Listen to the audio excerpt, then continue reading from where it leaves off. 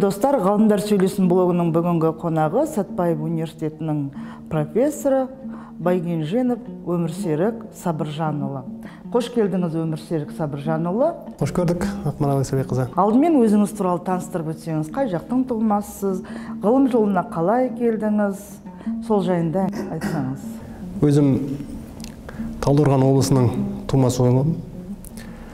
Ғылым жолына қалай келгені туралы қысқаша айтатын болсақ, негізі бұл туралы бір күнде, мысалы бір сәтте болған оқиға ретінде сипаттайтын жағдай емес. Бала кезден бастап осы ғылымға деген қызығушылық болған сияқты. Себебі есімізге алып отырсақ, қазіргі бала кезімізде болған Балдырған журналы, Ұлан газеті, өзіміз үйде осыған таласып тұрып оқитынбыз. Ішіндегі кейбір қызықты ақпараттар, соны есімізде сақтап, достарымыздың арасында, класстастарымыздың арасында айту мен үшін қызық болатын. Өсе келе бастауыш класстарда сабақ, енді бастауыш класста 3-4 сабақтан ертерек бітетін кездер болды. Сол кездерде ертерек шыққан кездерде анамды күтіп жүретін. Анам мектепте физика пәнінің мұғалімі болды. Және мен сабақтарым ерте бітіп, сол анамның физика кабинетіне барған кезде кейбір жағдайларда физика сабағы бойынша зертханалық, яғни лабораториялық жұмыстары жүргізіп жатады. Және 7-8 класстарда негізі физика пәні алғашқы табиғат құбылыстары, мысалы қарапайым бәрімізді қоршаған жағдай, гравитация, баяғы ғалымдардың алманың құлап жерге құлауында неге жерге түсті деген сұрағына жауап табу деген сияқты күнделікті өмірге байланысты болғандықтан, және сол физика сабақтарындағы көзбен көрсетілетін зертханалық жұмыстардың бәрі маған қызық болады. Сол кездерде анам да әдейі маған шектеу қоймай, өзінің зертханалық жұмыстарында оқушылар жасап жатқан кезде бақылауға қойып қасында болатын. Сол кездерден бастап өзіме қызық болған сияқты осылардың барлығы. Және уақыт өте келе осы оқу орнына түстік. Оқу орнына түскен кездерде атын ата кетпеске болмайтын сияқты Жақсылық Әліпбайұлы мен студент кездерінен бастап ғылыми зерттеу жұмыстарына көмек ретінде алған, сол кездегі зерттеу жұмыстарына. Ол кездегі ғылыми зерттеу жұмыстарының көбісі металдарды, яғни мен металлургия мамандығына түстім студент кезінде, және сол кездердегі зертханалық зерттеу жұмыстарына маған да тапсырма беретін. Былай қарасаңыз, жас студентке үлкен жауапкершілік ретінде тапсырғандай болып көрінуі мүмкін, бірақ ол кісі одан кейінгі бітірген кездерде айтады, саған берген тапсырмалардың көп бөлігі өзіме белгілі болатын дейді.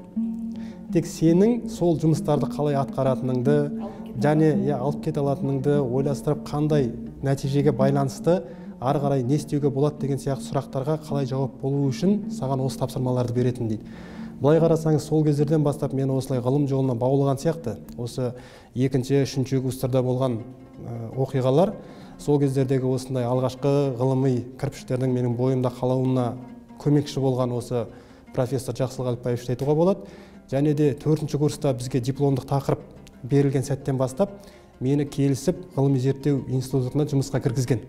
Себебі 2-ші семестрде баршамызға белгілі, жаңа жылдан кейін дипломдық жұмысты орындау сәтінде сабақ болмайды. Сабақтан боспыз. Және осы кездерде ғылыми зерттеу жұмыс жүргізілетін институттарға жұмысқа кіргізді. Және сол жақтағы куратор сол жақтағы ғылыми қызметкерге тапсырды. Түсіндір, сұрақтарына жауап бер, қосымша тапсырмаларды беріп, өзінің де қызығушылығын арттыр деген сияқты. Соған байланысты сол кездердегі, яғни осы ғылыми зерттеу жұмыстарына, яғни осы өзімнің металлургия мамандығыма деген нақты қызығушылықтың пайда болғаны осы сәттерді айтса болатын сияқты. Себебі осы жақтағы менің ғылыми жетекшімнің тапсырмасы менен ғылыми қызметкерге тапсырды. Ол кісілер өзінің істеп жатқан лабораториялық зерттеу металдарды алу технологиясы бойынша түсіндіреді, және қандай процесс болып жатыр, ненің нәтижесінде ондай металл алынып жатыр деген сияқты нақты көзге көріп түсінгеннен кейін ол есте қалды. Мысалы айтады ғой, 100-дің түсін білгенше танысып бітің атын біл деген сияқты, немесе 100 рет тыңдағанша бір рет көретін болса, ол уже нақты адамға сенімділік қамтамасыз етеді. Әйтпесе тек қана виртуалдық түрде ауада қалатындай емес, нақты көріп, мінекей осы ситуацияны мына қышқылмен мына металды алынған кезде, өңдеген кезде бұландай нәтиже алынады екен деген сияқты ойлар сол кезден бастап маған қызығушылық қалыптастырған сияқты. Және осы ғылымға алғашқы қадамдарым, жаңағы айтылған ата-анам менен осы жақтағы ғылыми қызметкерлер, және сол кездердегі болып жатқан оқиғалар, зертханалық жағдайдағы нақты эксперименттер, осылардың барлығы маған ғылыми қызметке деген алғашқы қадам болды деп айтсам болатын шығар. Енді сол ғылым жолын таңдауыңызға не себеп болды? Осының барлығы жаңа айтып жатқанымдай, ол тек қана бір сәттен мінекей мына ситуацияға байланысты ғылымды таңдадым деп айтатындай бір нақты нәрсені айту қателік болатын сияқты. Себебі бала кезден бастап қоршаған ортадағы жаңағы физикада не болып жатқаны және ол не үшін болды деген нәрсенің барлығы адамның негізгі ең қиын және ең оңай деп айтса да болады. Бір сәтте бір оңай және ең оңай, ең қиын деп баланың да мысалы неге деп қоятыны, неге дейді ғой балалардың сұрақтары. Оларға сол дамып жатқан кездеріндегі әлемді тануындағы, дүниедегі қоршаған ортасын білуіндегі негізгі қызықтыратын нәрселердің бірі неге? Неге деген сұраққа жауап табатын болса, ол ары қарай өзіне қанағаттанған түрде соны ары қарай дамытып ойлана алады. Және менің жаңағы айтып отқан жаңағы анамның алғысы, анам айтатын алғысым сол кездердегі бастап қалыптасқан мүмкін кішкентай алғашқы кірпіштер болған шығар. Жаңағы осы жақтардағы ғылыми зертханалық жұмыстардағы көріп жүрген қызығушылықтар, осының барлығы бойға беки келе ғылымға деген мені итермеушілікке алып келді деген ойдамын. Қазіргі таңда айналысып жүрген ғылыми жұмысыңыз, патенттелген жобаларыңыз, ғылымдағы ашқан жаңалықтарыңыз туралы айтсаңыз. Қазіргі кездегі айналысып жатқан тақырыптарды жалпы 3 типке бөлуге беретін сияқты. Бірақ бірінші мен екіншіні бір типтеп біріктірсек болады. Ол қазіргі кездегі металлургиялық өндірістер баршамызға белгілі. Қазақстан жерлерінде металлургиялық өнеркәсіптер, заводтардың барлығы кеңес үкіметінен бастап 50 жылдан артық заман уақыттан бері жұмыс істеп келе жатқан өнеркәсіп орындары. Және міндетті түрде белгілі қандай да бір осындай өнеркәсіп орны болсын, ол алюминий алыңыз, мыс алыңыз, басқа магний алыңыз, кез келген металл өндірісінде міндетті түрде қалдық түзіледі. Және осы қазіргі кездегі менің ең бастапқы ғылыми зерттеу жұмыстарымның өзекті бағыттарының бірі осы металлургиялық қалдықтарды өңдеп, құрамындағы пайдалы металдарды бөліп алу. Және осы да мысалы алдағы уақыттарда өте үлкен қызығушылыққа, дамуға ие болатын сияқты. Мысалы кеңес үкіметіндегі құрамындағы мыстың мөлшері 1% мөлшері болса, ол баланстан тыс, яғни қолдануға жарамсыз деп танылған қалдық болатын. Қазіргі кезде ол олай емес. Өзгерді. Қазіргі кездегі кеннің тапшылығына байланысты және дайын жатқан мысалы қалдықтар жердің бетінде жатыр ғой, алып өңдеу оны экономикалық жағынан тиімді. Осыған байланысты осындай көзқарас ғылыми бағытқа деген, дамуға байланысты деген көзқарастың өзгеруіне байланысты қалдықтарды өңдеу қазіргі кезде тиімді бағыттардың бірі. Және менің қазір айтатын болсам, жаңағы патенттеріміз алған және соңғы жылдардағы ғылыми жұмыстарды жүргізіп жүргеніміз Қазақстандағы 2 үлкен өнеркәсіп орындарына байланысты айтсам болады. Дәл қазір жүріп жатқан жұмыстар тек қана менің жетекшілігіммен емес, яғни көмекші докторант, PhD докторантураға түскен студенттердің өзінің ғылыми тақырыбы ретінде олардың негізгі мақсатын түсіндіріп, және негізгі істелу керек жұмыстарды түсіндіргеннен кейін олар да қазір қызығушылықпен сол проблемаларды шешуге бел буып жатыр деген сияқты айтуға болады. Осы 2 кен орындарының бірі мысалы Қазақстанның солтүстігінде орналасқан Қостанайда Қостанай минералдары деген бар. Оның енді өзі туралы қысқаша айтатын болсақ, ол өзі 65 жылдар құрылған, уже 50 жылдан артық жұмыс істеп жатыр. Және ол жердегі осындай металлургиялық, экологиялық проблемалардың пайда болуының бір себебі технологияның кемшілігінде. Яғни елестетіңіз, қазіргі кезде ол жақта 300 миллион тоннадай қалдық жатыр. 1 тонна емес, 1 миллион тонна емес, 300 миллион тонна. Яғни асбесттің қалдығы, асбестті біреміз бәріміз, Совет үкіметінде шатыр жасады, трубалар жасады, әртүрлі. Соны мысалы бала кезден көріп өскен кезде оның сыртында, оның айналасында не жатқанын білмейміз ғой. Асбесттің өзін көреміз, асбест құрылыс материалы ретінде қолданылатын. Өсе келе бірақ түсінгенім, сол асбестті алу үшін кенді тонналап алады жердің астынан. Және сол кеннің 5-6% ғана негізгі өнімді алуға қолданылады. Қалған 95%-ның мөлшерінде қалдыққа лақтырады, елестетіңіз. Ол қалдыққа лақтырылардың алдында, мысалы жағында шифрдің өзін елестетсеңіз, сынықтарынан майдаланған, яғни қалдықты алады, технологиясы қысқаша айтайын, кенді алды, жердің бетінен ұнтақтау процестеріне жіберді, және алынған ұнтақтарды ауамен бөледі. Ауамен бөлгенде өнімдік, яғни пайдалы өнім ретінде талшықты материалдар алынады, және соны прессовать етіп, клейт етіп, мысалы құрылыс материалдарын жасайды. Ал қалдық 94%-ның мөлшерінде елестетіңіз, күніне қаншама тонна алып жатыр, мысалы бір күнде 100 тонна алғанның өзінде 94 тоннасы лақтырылып жатыр деген сөз. Осы қалдықтар майда қалдықтар лақтырылып жатыр, және осы жаңа айтылған 65 жылдан бастап уже 300 миллионнан артық қалдықтар жиналып қалған.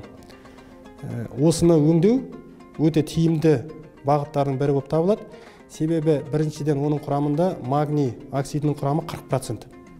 Енді осы магнийге байланысты қысқаша бір сөйлем. Әлемде қазір кезде магнийдің ең экспорттаушы мемлекеттерінің бірі Қытай және Израиль. Израильді, Қытайды енді бәрімізге белгілі, ана Мертвое море деген бар ғой, теңіз. Содан ыстықтан буланған астында тұз тұнады, содан алады. Тұздың мөлшерінде магний мысалы 11%. Қытай одан кейінгі екінші орында. Ол жақта доломит деген минерал бар магнийдің. Ол да мысалы қаншама жердің астынан алу керек. Соның өзінде оның құрамындағы магнийдің мөлшері 13% мөлшері ғана. 11-13% мөлшерінде. Ал бізде жердің бетінде дайын жатқан ұнтақталып, тікелей металлургиялық өңдеуге болатын шикізаттың өзінде енді таза металдық магнийға шаққанда 24, оксидке шаққанда 40%-ық магний бар. Бұл бір жаңағы. Біріншіден бұл сонда жердің бетінде ұнтақталған түрде дайын жатыр. Екіншіден бұл экологиялық ауруға келіп жатыр. Соңғы кездерде мысалы көбісінің солтүстік өңірдегілердің естуі де бар шығар. Жаңағы ұнтақталған қалдықтарды лақтырылғанын айтып жатырмыз ғой. 300 миллион тонна дедік. Желдің әсерінен ауаға тарап, жаңбыр болсын, енді біраз уақыттан кейін барып жерге қонаттағы қалыңданып слой уже киіз сияқты болып, қалыңдығы 0,5 сантиметрге дейін уже қазір топырақтың эрозиясына келіп жатыр. Ал білеміз, солтүстік Қазақстан дегеніміз Қазақстанның ең егіске жарамды, тиімді жерлерінің бәрі. Сонда осы қалдық өңделмей, тиімсіз болып жатқанынан бөлек экологиялық апаттарға, тиімсіздіктерге келіп жатыр. Бұл бір. Екіншіден, ауада таралу, өте микродисперстік талшықтары адам демалған кезде өкпесіне барып, соңғы кездерде силикоз, силикотуберкулез деген аурулар пайда болып жатыр. Осындай қиыншылықтардың алдын алу үшін осындай жақсылықтар, мысалы жаңа айтып жатқанымыз экономикалық тиімділіктерін айтып жатқанда магнийге өте бай деп жатырмыз, дайын деп жатырмыз артықшылықтарына байланысты. Онымен қоса құрамында никель бар, темір бар, алтын бар. Яғни тек қана құрамындағы бір металға тек қана көзқараспен қарамай, кешенді түрде барлық металдардың бәрін жеке-жеке өнім ретінде алатындай технология жасадық, және бізге алған патентіміз де осыған байланысты. Кейбір тұрғындар ғалымдардың жұмысын түсінбей жатады. Ашқан жаңалықтың елімізге әкелетін пайдасы туралы айтып берсеңіз. Пайдалары туралы қысқаша айтатын болсақ, жаңағы айтылғандай зерттеу жұмыстарының бір бөлігі осы қалдықтарды жою және құрамындағы пайдалы металдарды алып, экономикалық тиімділікке қол жеткізу деп айттық қой. Осыған байланысты мысалы халыққа бұқаралық ақпарат тарату барысында айтатын болсақ, негізгі артықшылықтар ретінде экологиялық проблемалардың шешілуін айтуға болады. Бұл енді мысалы бір сәттен-ақ сразу халыққа білініп, осының нәтижесінде бәрі жап-жақсы болып кетті деп байқалмауы да мүмкін. Мысалы ол себебі қаншама 50 жылдан бері қордаланған проблема. Соның аздап мысалы біз ертең технологияны бастаған күннің өзінде ол жақтағы жаңағы айтылған 300 миллион тоннаны бір жыл немесе даже 10 жылдың ішінде өңдеп сразу бітіре салмаймыз. Бұқаралық халыққа белгілі болатын нәрсе, алдағы уақытта экологиялық жақсару, және ол бір күнде белгілі болмайды. Нәтижесі аздап алдағы уақытта көрінеді деген ниеттеміз, үміттеміз. Сонымен қоса жаңағы экономикалық пайдаларды айтуға болады, экологиялықтан бөлек, сонымен қоса әлеуметтік проблемалардың шешуінде айтуға болады. Мысалы, жаңағы айтылған солтүстік Қазақстан өңірлерінде егерде осы алынған патенттер мен жасалған технологияларға байланысты өндіріс орындары ашылып жататын болса, ол да мысалы сол жақтағы тұрғылықты халықтың, жергілікті адамдардың жұмыс көзіне айналуы мүмкін. Жұмыспен қамтамасыз ету проблемалары да шешіледі. Осыған байланысты бұқаралық халыққа пайдасы ретінде экономикалық, экологиялық, әлеуметтік деген сияқты барлық проблемаларды кешенді түрде шешуге тырысамыз деп айтсақ болады. Енді мына кезіндегі өмірсерік бүгінде студенттерге дәріс беріп, жол сілтеп, ғылымға бағыт беріп жүрсіз. Осы орайда қазіргі студенттердің ғылымға деген қызығушылығы туралы айтып беріңізші. Қазір енді студенттердің жалпы бұл жақтағы мысалы бір оқу орнында 10 мыңдаған мысалы студенттер бар. Соған байланысты олардың көзқарастары былай деп бір ғана сөзбен сипаттау қателік болуы мүмкін. Себебі егер де қандай да бір группаны айтатын болсақ, сол кездерде енді нақты кішкене нақтырақ айтылған нәрсенің мағынасы болуы мүмкін. Бірақ енді 10 мыңдаған адам бәріне бір ауыз сөзбен баға беру қателік болуы мүмкін. Бірақ енді бес саусақ бірдей емес. Студенттердің арасында қазірде ғылымға ынта қойып, қазірден бастап қызығушылық танытып жүрген жақсы жастар да бар. Бірақ өкінішті кездерде болады, өттегі әттеген ай дейтіндей. Соған байланысты ол енді біздің кезімізде де сондай болған деп ойлаймын. Өзім студент кезімде, мысалы менің группамда барлығы мысалы отличник болған жоқ. Енді заманның адамдардың инженер саласында білім алу. Иә, техникалық мамандықтар енді көбінің айтуы бойынша жаңағы гуманитарлық салалардағы сияқты тек қана сөзбен құтылатындай нәрсе емес, нақты точные науки дейді ғой. Нақты ғылымды, нақты білімді талап ететіндіктен бір ауыз сөзбен жалпы студенттерге, мыңдаған студенттерге, жастарға деп жалпы қазақ халқының жастарын бір ауыз сөзбен қамту қиындау болады. Бірақ енді бір ескертетін нәрселердің бірі, және де ата-аналар болсын, студенттердің өздері болсын, өздерін қадағалау керек нәрселердің бірі қазіргі кездегі телефон және әлеуметтік желілердің уақытын азайту деген ұсыныс айтар едім. Себебі осының әсерінен өздерінің мысалы пайдалы екенін біле тұра ғылым үйреніп, білім алу деген сияқты нәрселерді мысалы қазір студенттердің өзінен сұрасаң, олар өздері айтады. Дұрыс нәрсе осы, дұрыс нәрсе осы, телефонды ұстамау, оған көп уақыт құртпау деген сияқты.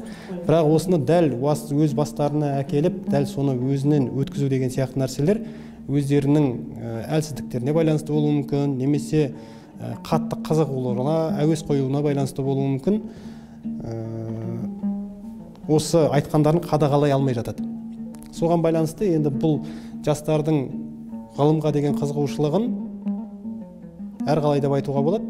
Себебі егер де біз бір ғана субъективтік адамды айтып тұратын болсақ, ондай кезде нақты оны сипаттап айтуға болатын еді. Ал енді қазір кездегі жастардың мыңдаған, миллиондаған жастардың бәрін бір ауыз сөзбен қамту қиын болғандықтан, бұл әрқалай, және ол әр студенттің өзінің қызығушылығы және алдағы өмірге деген мақсаты мен жоспарларына байланысты болуы мүмкін. Соған байланысты әрқалай деген жауап болатын шығар. Жастар білімге ұмтылып, техниканың тілін жетік меңгеріп, алға қойған мақсаттарына ұмтылса, білімді жастардың алмайтын қамалы болмасы анық дейді. Енді сіздің жас ғалым ретінде алға қойған мақсатыңыз қандай? Алға қойған мақсат ретінде Әлихан Бөкейханов ағамыз айтпақшы, қазаққа қызмет ету, қолымыздан келгенше. Және де бұл қызмет ету, нақты өз жағдайымды айтатын болсам, алдыма келіп білім алуға тырысқан жастардың сұрақтарын қанағаттандырып, әрқайсының ғылымға деген ынтасын ашу деп ойлаймын. Себебі қазақ атамыз айтпақшы, білім жаста. Жаңа айтып отқан өзімде мысалы басқа зиянды заттарға, немесе пайдасы аз заттарға әуес қоймай, пайдалы затқа уақыттарын бөлген дұрыс деп жатырмын. Енді біз ұстаз болып, студенттердің алдында күнделікті сабақтарымен тек қана білім ретінде ғана емес, тәрбие де беретін мүмкіндігіміз болған үшін, осындай әрқашан өзіміздің ақылымызды айтып жүреміз. Мақсатым ретінде осы істі айтсам болатын шығар. Және де әркім мектепте болсын, жоғарғы оқу орнында болсын, ұстаздардың бәрі өздеріндегі міндеттер мен жауапкершілікті түсіну керек деген ойдамын. Себебі олар өздерінің осындай жауапкершілігін түсініп, өз міндеттерін адал атқарудың нәтижесінде біз жастарды білікті кадр етіп шығарамыз. Ал білікті кадр дегеніміз өзіміздің еліміздің болашағы. Оның ішінде өзіміздің де балаларымыз да болуы мүмкін. Мысалы, біз біреуді қазір оқытпай жіберсек, ол білімі толықпаған адам өзіміздің балаларымызға, өзіміздің немерелерімізге толық білім бермеуі мүмкін. Соған байланысты әркім өзімен күресіп, қолынан келгенше білім беріп, жақсы тәрбиені айтатын болса, еліміздің болашағы да жарқын деген ойдамын. Және өзімнің мақсатымды да осы білім беру жолында өзімнің міндеттерімді адал атқаруды өзіме мақсат ретінде қоям. Мақсат ретінде айтатын болсам, сонымен қоса ғылыми зерттеу жұмыстарына да қолымнан келгенше білім алып, тырысып жүрген докторанттарға сұрақтарына жауап беру, оларды осы ғылымға баулу және де алынған нәтижелер бойынша университетіміздің, еліміздің атынан ғылыми мақалалар шығарып, әлемдік аренаға таныту деген ойдамын. Өмірсерік Сабыржанұлы Уақыт қоғаммен байланыс орталығының студиясына келіп, сұхбат бергеніңіз үшін көп рахмет. Алдағы уақытта ғылыми жаңалығыңыз көп болсын. Рахмет, айтқаныңыз келсін.